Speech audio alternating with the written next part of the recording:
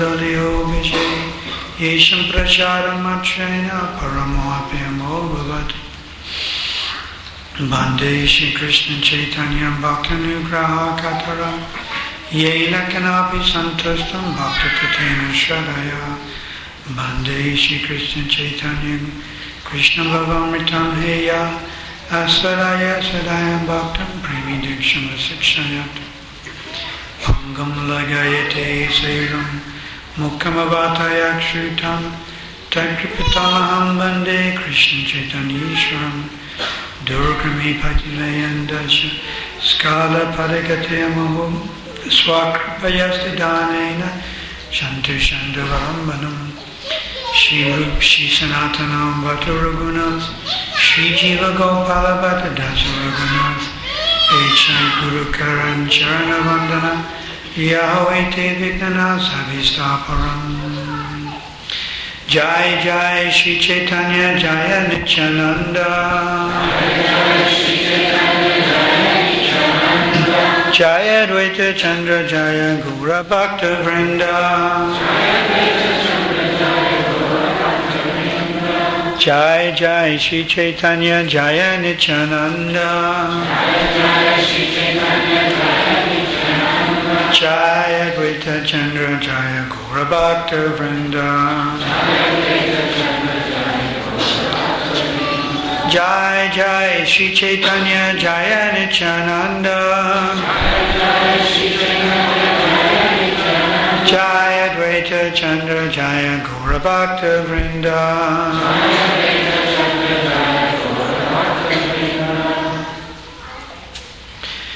So, in the Srimad Bhagavatam, Prabhupada quotes many times, a famous verse from Canto 11.532. Krishna Bhanam Tusha Krishna Sango Pangasta Pashadam Jagne Sankitan Priya Yajanti Hi Samudasaha. Samudasaha means intelligent people. Mudasaha means Samudasaha means intelligent people. So, in this Kali Yuga, intelligent people will worship the Lord through the process of chanting the Maha Mantra. So this chanting of Krishna's name is the best way to worship Lord Chaitanya. Chaitanya Mahaprabhu is the Yuga avatar. In every Yuga there's a particular incarnation of the Lord. And because that person is the Yuga avatar, we have to go through that particular avatar to attain self-realization. In the Satya Yuga, it was a different incarnation. Treta, Dwapara, all different. In the Kali Yuga, the particular Yuga avatar is none other than Lord Chaitanya Mahaprabhu himself. And Lord Chaitanya Mahaprabhu is never by himself. He's also with his associates. Lord Nityananda, Advaita, Garadha, Srivas. Therefore we chant Shri Krishna Chaitanya Prabhu Nityananda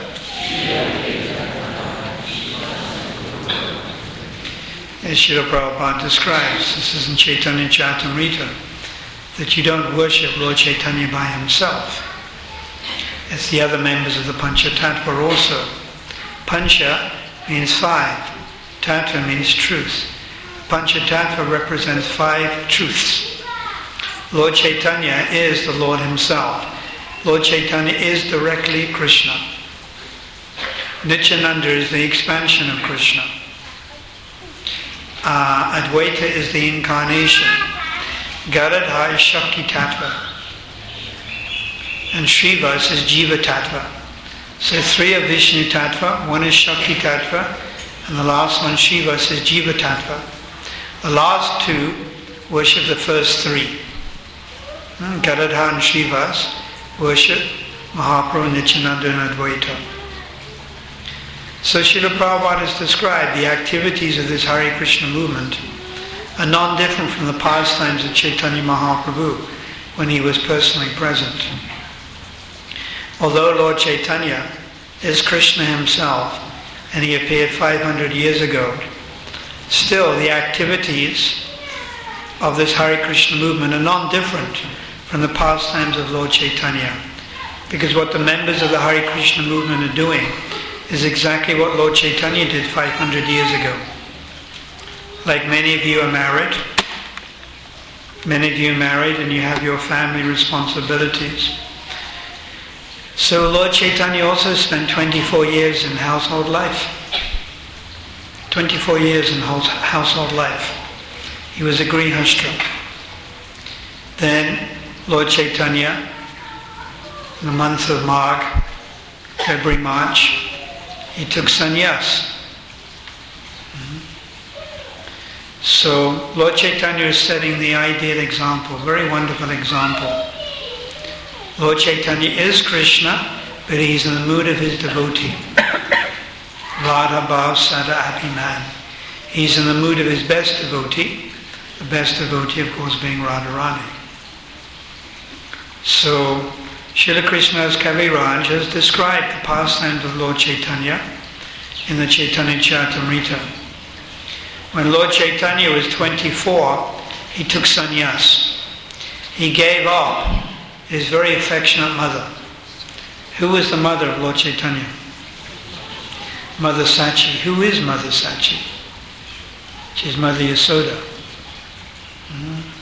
So you think of the affection that the mother has for the son or the daughter. It's very great. Is it not? The mother's love. Now just consider the love that Mother Sachi had for Lord Chaitanya. And it was even more intensified because Lord Chaitanya's elder brother Vishwarup, he left. See, Mother Sachi had two sons. The first son was Vishwarup. He left and took sannyas. So Mother Sachi was left with only the one son. And then the father died, or rather Mother Sachi's husband died, Jagannath Mishra. Who is Jagannath Mishra? He's Nanda Maharaj. Lord Chaitanya has eternal father and mother and brother, his friends, eternal friends. So when the Lord Chaitanya appears in this creation, he appears with all his associates, including the demigods. The great Lord Brahma appeared, the great King Indra appeared, Lord Shiva appeared, Kartikeya, Lakshmi. Lakshmi also appeared in Gaur Leela as Lakshmi Priya and then Vishnu Priya. So Mother Sachi, just consider that her husband died or left. Her eldest son left. She only had one son to pour all her affection on, and that was Nimai Pandit. And then Nimai Pandit himself, he took sannyas. Prabhupada gives the example. Lord Chaitanya, he was so powerful. He was a Grihastha. He had such a loving mother, such an affectionate mother. We can't imagine how much affection Mother Yasoda Mother Sachi had for Lord Chaitanya. He also had a very faithful wife. His wife was Vishnu Priya. Vishnu Priya is an incarnation of Lakshmi. Then Prabhupada describes Lord Chaitanya as very powerful. When he organized the civil disobedience movement and collected 100,000 people together and they went chanting in the evening, all he did was raise his hand. And in that way he called 100,000 people. So Prabhupada said he was very influential, very powerful, very attractive, very beautiful, a loving mother, a very faithful, chaste wife. What more could you want? But he left all of this. He became sannyas. He gave up his family connection for the higher purpose of preaching. Srila Prabhupada also did the same. But he didn't do it when he was 24 years old. He did it when he was 58 years old. But you will also have to do this. You will also have to give up your attachment to your family members. Even though we give the example of Bhaktivinoda Thakur, he never took sannyas. He stayed with his wife and he had 10 children. But within his mind he gave up attachment. He was living with them but gave up attachment. So either you have to leave your family, which is probably the best arrangement, or you give up your attachment to your family members, because it's replaced with very strong attachment to Lord Chaitanya and Lord Krishna. But if we take the first scenario, giving up your family members, when I say that, then what's your reaction? Haribol. Isn't it? Haribol. And that's exactly what Prabhupada said. Prabhupada said, my Guru Maharaj came to me in my dream and told me to take sannyas. And I thought, oh, Haribol, Haribol. So you're also experiencing the same horror, isn't it? How can I give up my nice wife? She cooks me every day. She only gets on my case once a week. She's a good wife. Some wives handbag their husbands every day. My wife only does it once a week on a Sunday. How can I give up my husband? He provides for me, he gives shelter, he pays the TV license. As long as he pays the TV license. How can I give up my children? They're serving me so nicely. They bring me breakfast and bread in bed. You know, I did that to my parents. I used to cook breakfast sometimes and take it to them in bed. So we actually will have to give up our attachment. We're going to have to give up our attachment to our wife, to our husband, and to our children. Either they will leave us or we will leave them. So the choice is ours. Just like some of the older devotees in our congregation. You know, they're going to Vrindavan and they want to go to Vrindavan to die. Just like the example of Archa Vigraha, the disciple of Giraj Maharaj. She went to Vrindavan to die. And others will also do this. So we have to have this mentality. We're only living in this material world temporarily. We're just passing through. It's like a train journey. You sit in a carriage with a few travelers and you start to talk a little bit about whatever it is, sport, this and that. But then when the journey ends, you don't see each other again. So this life we are living, it is like a train journey. It's a short journey. And we associate briefly with our wife and husband. And by divine arrangement, we may have some children. But it's just a brief arrangement. It really doesn't last long. Srimad Bhagavatam's 6th canto gives the example, Yatha payanti samyanti, as grains of sand come together and touch each other when a wave is broken, and then within a few seconds separate. So in the same way, husband and wife, children, daughter, son, parents, they come together for a short time and you touch each other. You have some bodily contact. But it's only for a short time, and then by the force of the wave of time, not the wave of water, but by the wave of time, you're separated again. And you don't know when you'll be separated. You may be separated tomorrow. It can happen like this.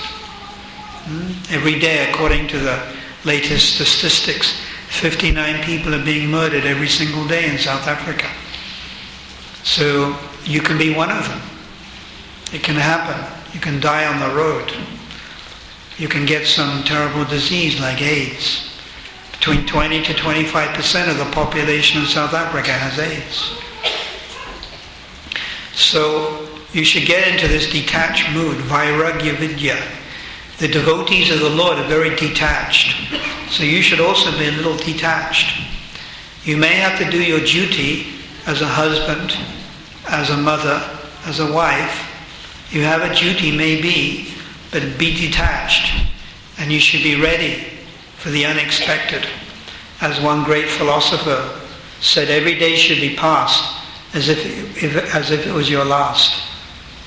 So if today was your last day, think how serious you would be. You wouldn't go down for prasadam. You'd probably stay and chant more rounds. You'd stay up all night. You wouldn't jibber jabber. Isn't it? Like when you take prasad, you find out the latest about the latest. You have to find out who ran away with who. Naturally. So if you knew this was your last day and you only had a few hours to live, I think you'd become very serious. So actually we're all as if sitting on death row. They used to have death row. Now the death penalty has been abolished.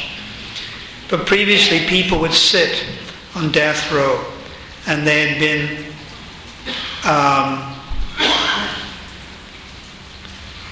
sentenced to be executed. In South Africa, I think it was to be hung. But exactly when was pending. Maybe a few months, maybe 2 months, maybe 3 months, maybe 6 months, maybe 9 months. Now can you imagine sitting in prison waiting for your number to be called and then you are hung? There was one person who was doing that actually. He was a devotee, he used to chant Hare Krishna. He was on death row. And he wrote to me, and I took very seriously what he was writing. When someone writes to you and talks to you and they're on death row and they're about to die any moment, but they don't know when they're going to die, that's more mental torture than actually dying itself. So all of us are on death row. We don't know when our numbers will be called. Either the Lord himself, that's in relation to devotees, and in relation to non-devotees, Yamaraj. He's calling your number, and then you have to die. And you don't know when it will happen. It can happen tonight. You can die in your sleep. It can happen tomorrow. So we should be a little detached, Our minds are absorbed in thinking of household things. Am I correct? All the time thinking money. All the time thinking, how is my wife? How is my husband? How are my children? How are they doing in school? We're all the time thinking of household things. And sometimes very mundane things. Holiday we're going for, get new tires for the car, new pair of shoes, new sari, such seemingly small-time things we absorb our minds in. But you think about it, you could die at any moment. Then what is the use? When Maharaj Parikshit, when he was given the death notice, he was given 7 days to live. Maharaj Parikshit, you have 7 days to live. What did he do? He gave up his family. He had very pious wife and children. He gave it up. He gave them up, said, bye, I'm going. That's it, I'm going. And he went to the river Jamuna. He sat down on the bank of the river Jamuna because the river Jamuna flows past Delhi. And Delhi, Hastinapur, was the capital of the world. So this is where he was, the king. And he looked for some great saints. And he wanted to hear about what should a man do, what should a human being do at the end of life? What should you do at the time of death? This is what he wanted to know. And he was told, Anta Narayana Shmiti. Shmiti means to remember. Anta means conclusion. At the conclusion of your life, remember Narayan, Krishna, Vishnu. So Maharaj Parikshit, he was very young, but he abandoned his family. And he just went to live. The 7 days he sat there on the bank of the river Jamuna. There are many examples also. Many of Srila Prabhupada's disciples also did the same. Giraj Swami came from a very wealthy background. He abandoned his family and took shelter of Srila Prabhupada. Bhakti Chaitanya Maharaj, so many, Bhakti True Maharaj. They actually completely abandoned, and they took full shelter of their spiritual father and were completely detached completely detached. So we have to be ready for this detachment. Bhakti yoga is very powerful, and you can practice bhakti yoga at home. You can practice it with a lawfully wedded husband and wife and children, but still you have to practice this detachment. Nothing you own, nothing that you possess is really yours. It's just passing through your hands for a short time. You have a few children, a wife and a husband, some money. It's just passing through your hands for a short time. And it will get taken away from you. Every one of us. Our health will get taken away from us. Our family members, whatever wealth we have will get taken away from us. So Lord Chaitanya Mahaprabhu showed the example. And when he was 24 years old, he took sannyas. At Katwa. At Katwa, he shaved his head and he took sannyas. This is compared to Krishna when he left Vrindavan. Lord Chaitanya leaving Navadvip. Can you imagine when Krishna left Vrindavan, how the cowherd boys, how the gopis, Mother Yasoda, Nanda Maharaj, how they were beside themselves with grief. There's different types of separation. One type of separation is a separation which happened in the past. Another separation is that which will happen in the future but has not happened yet. And the third type of separation is that which is happening right now. So the least severe is the separation which will happen in the future. Because it's in the future, it hasn't happened now. So you try to put it off and you try not to think about it. Then the next most severe is the separation from your beloved which happened in the past. They died. They have died, they've gone. But you're learning how to live with it. But the most painful separation is that which is happening presently, right now. Some family member is dying in front of you. Someone you love is dying in front of you. That's the most painful. So Krishna left Vrindavan. And this is very painful for all the associates of Vrindavan. So this is equivalent to Lord Chaitanya taking sannyas. He left Navadvip, shaved his hair, and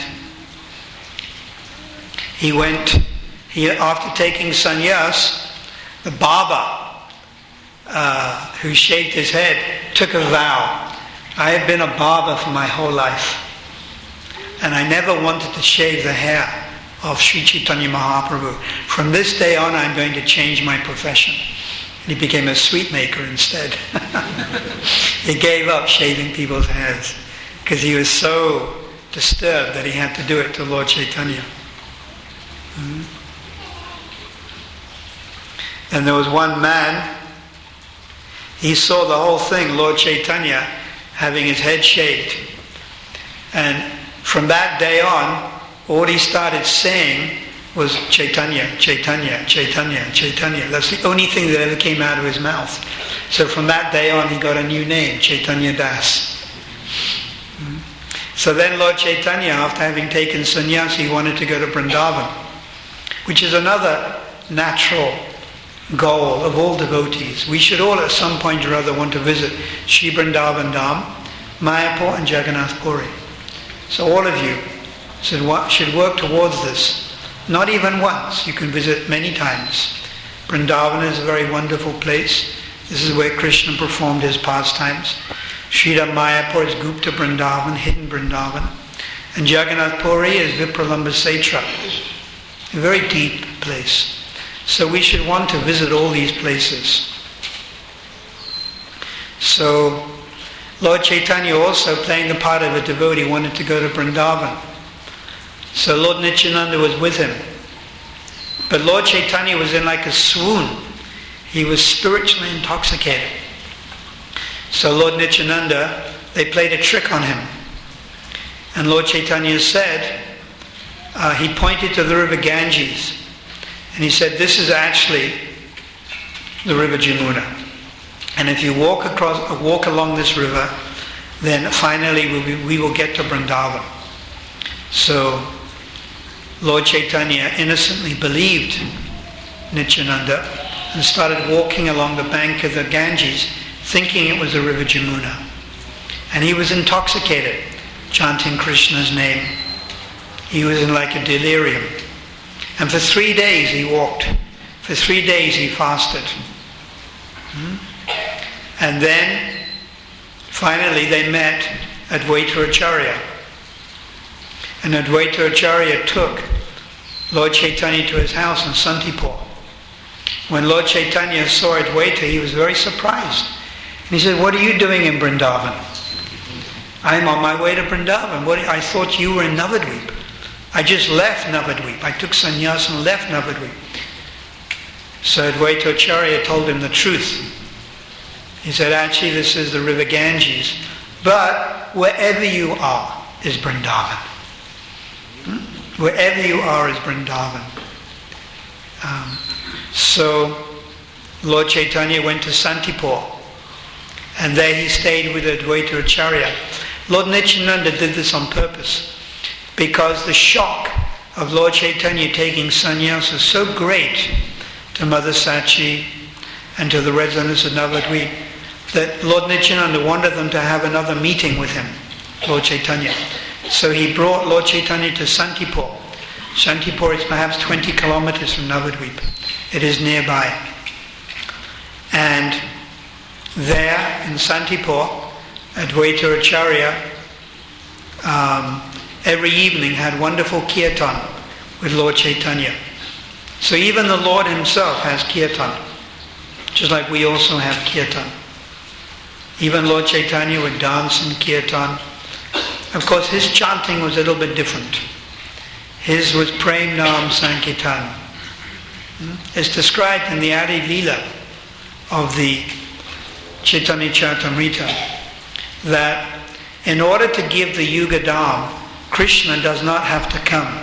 Any expansion of Krishna or any incarnation of Krishna can come to give the Yuga Dham. What is the Yuga Dham?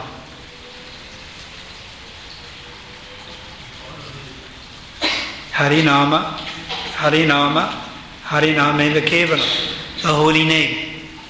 So to give the holy name, any incarnation of Krishna, Vishnu, Narayan, they could have come.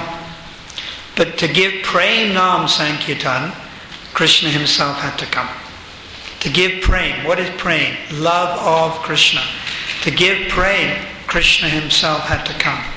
The incarnations of Krishna can't give that. Krishna himself has to give that. So Lord Chaitanya came to give Prem Nam Sankirtan Ganti. He came and he weaved or wove a garland. And the flowers of the garland were the holy name, were the holy names. Hare Krishna, Hare Krishna. Hare Rama, Hare Rama. So the flowers, like this garland has jasmine, rose, chrysanthemum. So the garland, the flowers on the garland were the holy name. And the thread going through the garland was Prem. So Lord Chaitanya Mahaprabhu came to garland the entire world. Prem Nam Sankirtan Ganti came to garland the entire world, the entire universe, but specifically this earth planet, all living entities in this earth planet.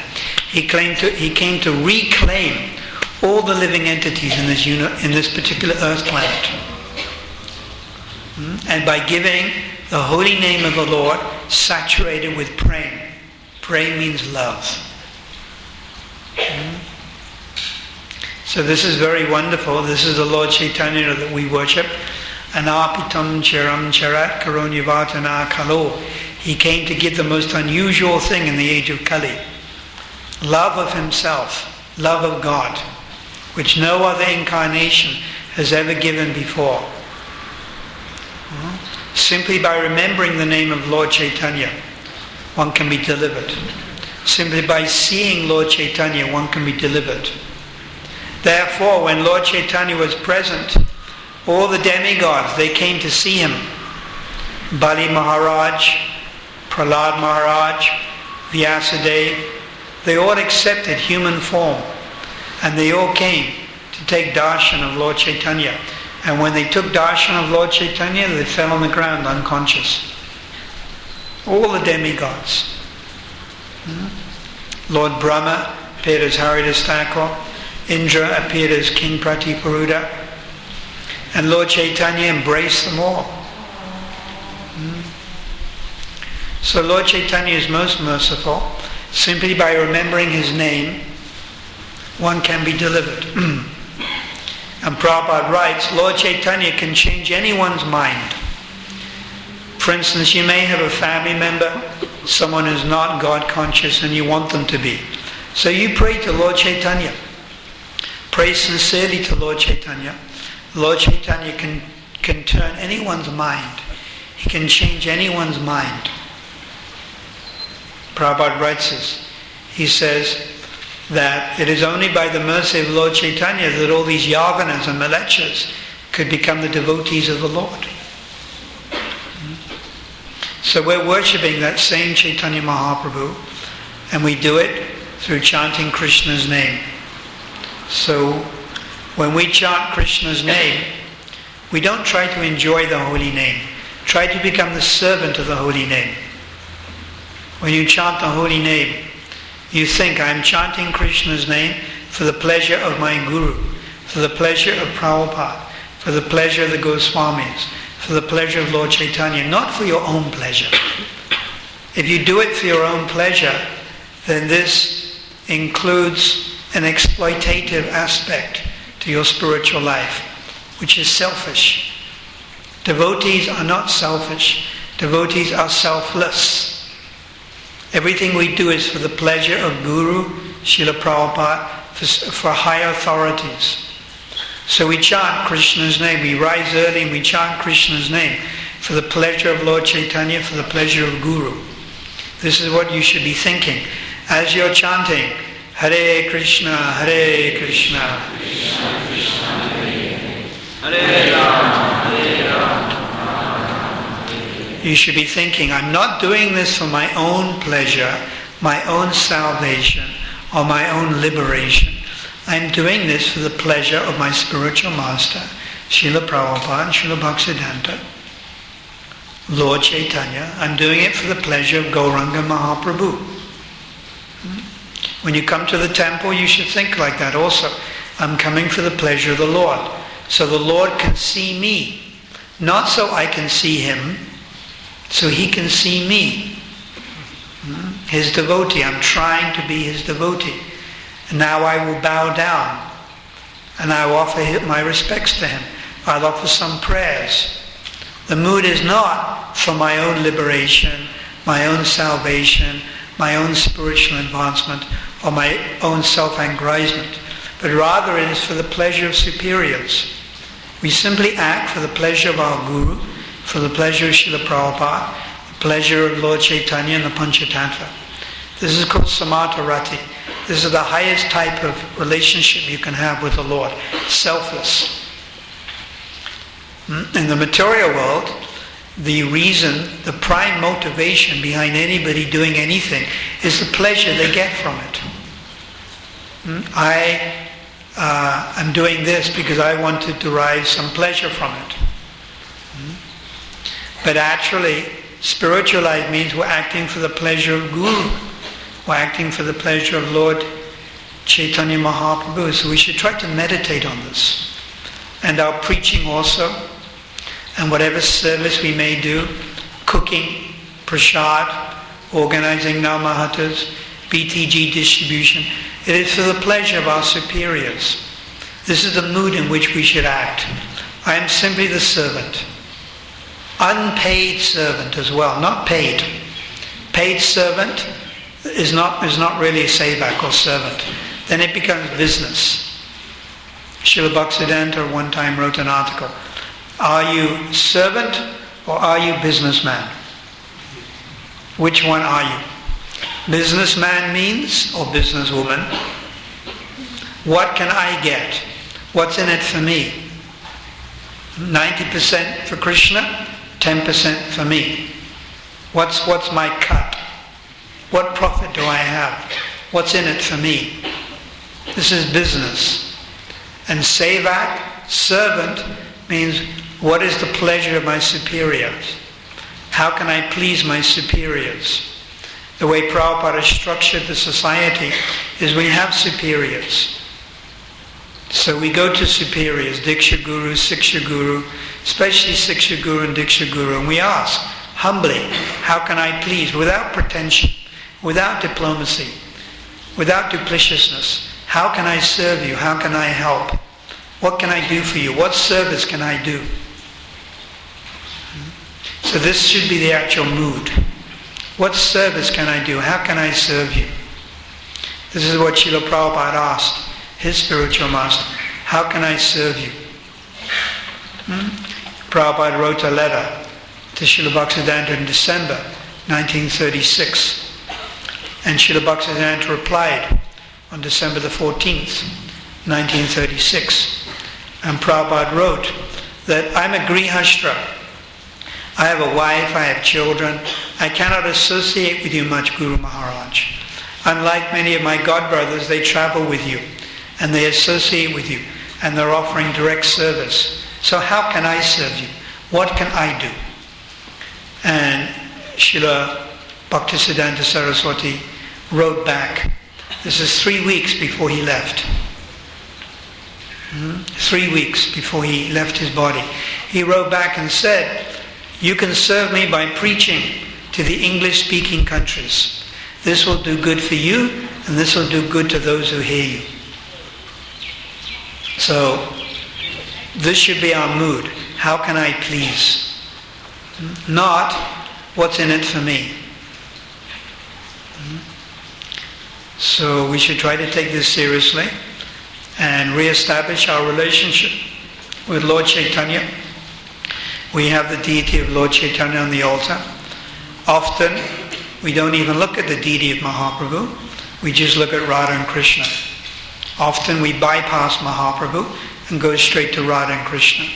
But in the Kali Yuga, the Yuga Avatar is Mahaprabhu. It is only through Mahaprabhu's grace and through his mercy that you can re-establish your relationship with Radha and Krishna.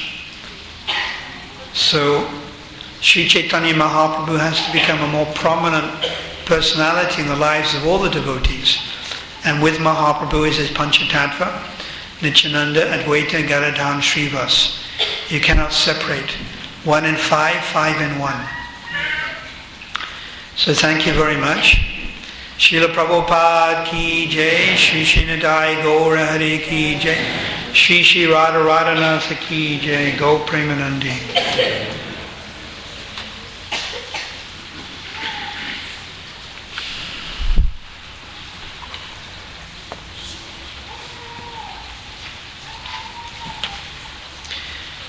Please give the invocation, translation, to your invocation prayers.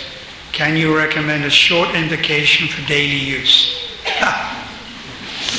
Well, if I have to give you the translation of all the prayers I sing before I start, that will be another lecture. So,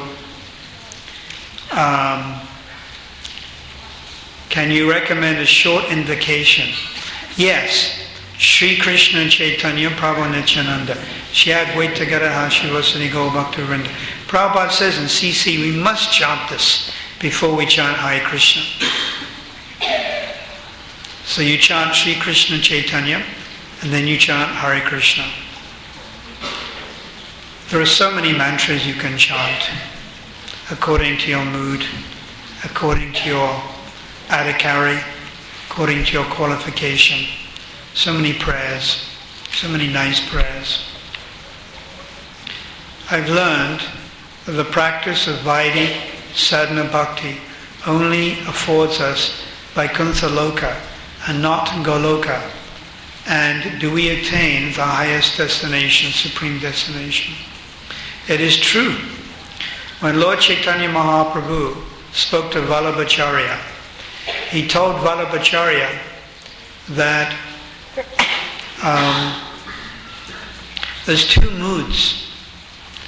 And one mood is Aishvarya Bhav, or the worship of the Lord in awe and reverence, which is Vaikuntha mood, and also Ayodhya mood, and also Dwaka mood. And the other is Kevala Bhakti. Kevala means pure, or Sudha, pure Kevala Bhakti, which means where you love Krishna, not because he's the supreme, but because he's the most lovable object. If you're a cowherd boy, you love him because he's your supreme friend. He's your best friend, not because he's God. You don't worship him because you don't worship a friend. You have friendship with a friend. So you can only have friendship with Krishna when you consider him your equal. And Mother Yasoda, see, the living entity and God in Sakya Rasa or friendship are equal. But in Vatsalya Rasa or parental, then the mother or father of Krishna becomes superior and Krishna becomes dependent on their parents.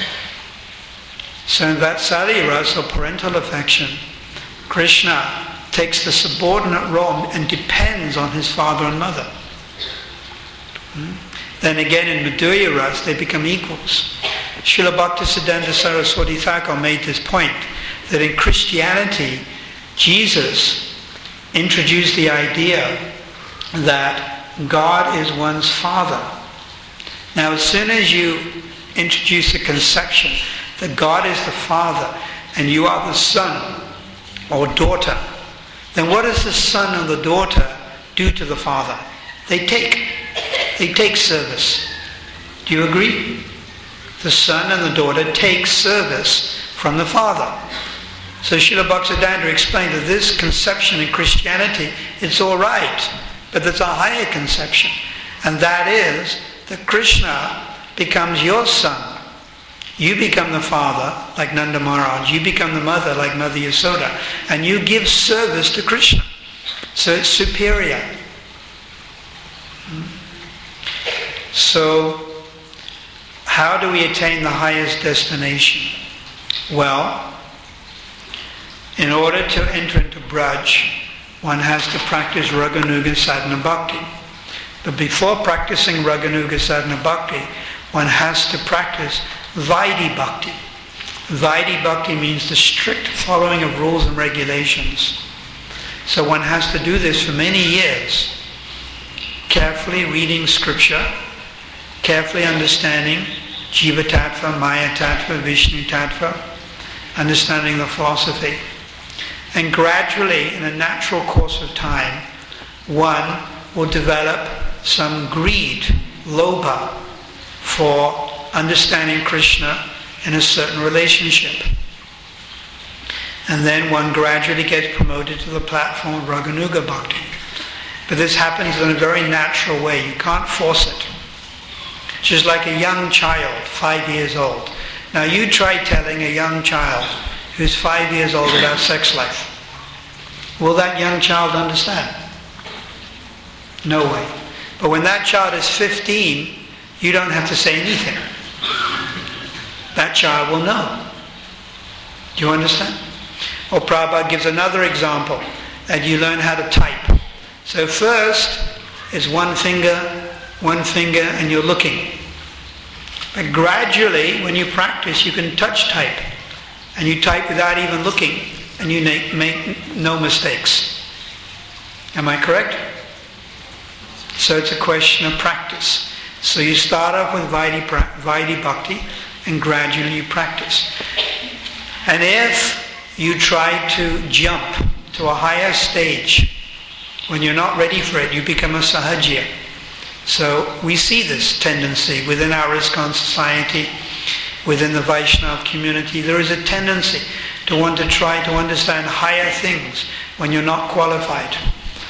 Therefore, you have to do it under the instruction of your guru. If you want to understand these higher things, you have to take shelter of Diksha Guru or Siksha Guru, who teaches you how to do it. You can't do it by yourself. Siksha Guru or Diksha Guru will teach you gradually how to develop your intimate individual relationship with Krishna in Goloka Vrindavan. You can't figure it out by yourself. It's got to be done under the relationship, under the guidance of Guru.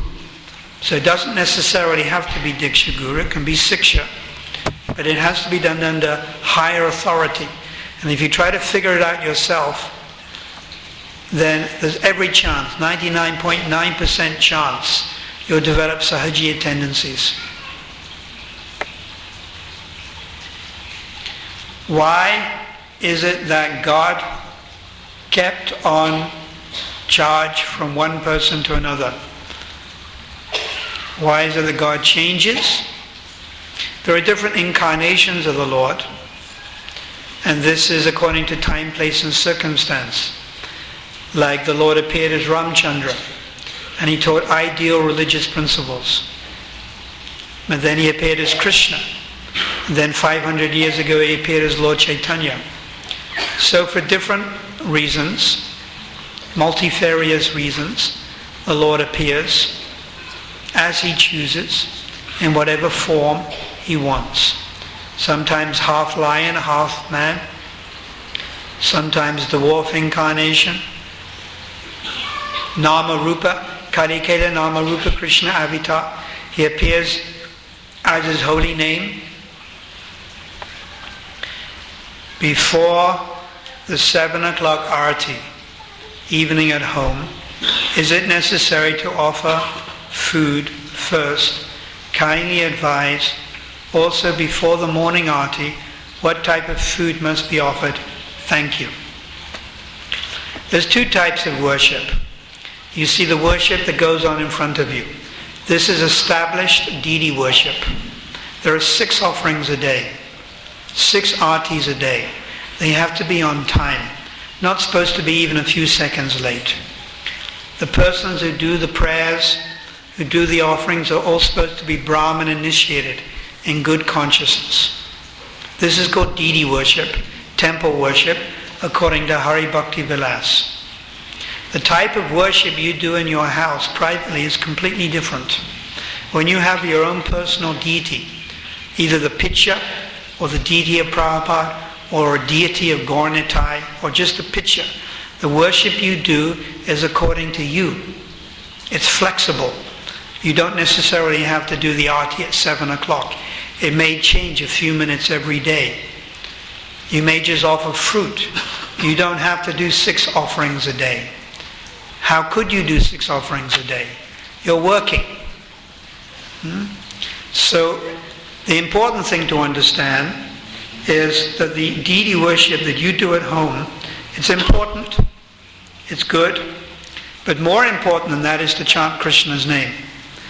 The deity worship complements the chanting. First is the chanting. So you get up early in the morning and you try to chant your rounds.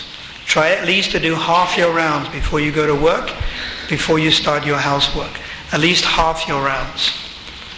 Doing arti, offering incense, flower, these are secondary items. Not as important as chanting. So try to fit them in. Often it's better to do it in the afternoon because there's more time. Especially if you have children. In the morning always it's a rush. So in the evening there's more time. So it's often more appropriate and more practical to have an arti with the family, the wife, husband, children, in the evening. And you take turns chanting, singing, doing arti. And what you offer is up to you. It can be fruit, it can be some sweets, it can be milk, it can be yogurt. But whatever you eat should be offered. But you don't have to do elaborate puja. On the other hand, you can do. It's up to you. But the most important thing is to chant. Prabhupada always gives the example of the Shinganiya family in India, living in Kanpur. And they have a deity of Dwarkadish. And if any member of the family, they're very rich, wealthy people, Singania family, very wealthy. So Prabhupada gave the example, if any member of the family did not offer his obeisances or her obeisances to the deity, they would be fined. And the elderly lady of the family would go around and fine everyone, even if they were, so much rupees for not going to see the deity. So Prabhupada jokingly said in Los Angeles, we should also start the same thing. And he said, if you don't come to Mangalati, you should be fined. And what is the fine? Prabhupada said, to sell one Krishna book. See how Prabhupada was so interested in distributing the books. Go and distribute one Krishna book. So deity worship, Prabhupada has written in the second canto, chapter 3, it's essential, but what's more essential is to chant your rounds. The deity worship complements the chanting. And whether you actually have a brass deity or whether it's the picture, it's the same thing. Picture is two-dimensional, brass deity is three-dimensional, and it can be a Prabhupada, or the next stage up will be Gaura Nitai. For us, the worship of Gaura Nitai is the most important, not Radha and Krishna. Without a doubt, the worship of Gaura Nitai is the most important for us. So thank you very much. Anyone else have any questions they want to ask?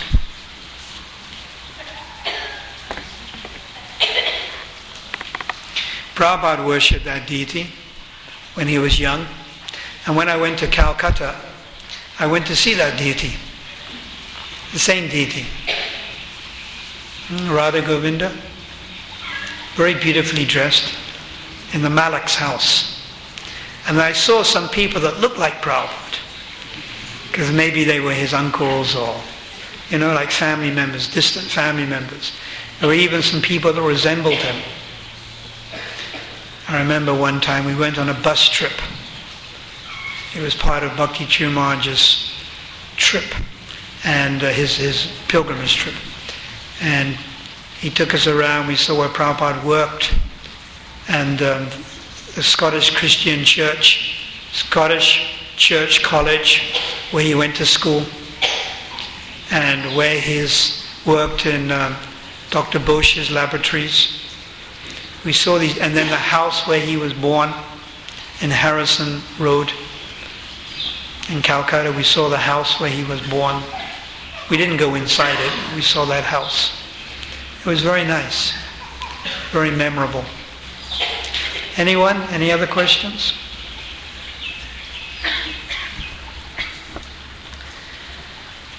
Thank you very much. We'll have a short kirtan. Srila Prabhupada ki jai.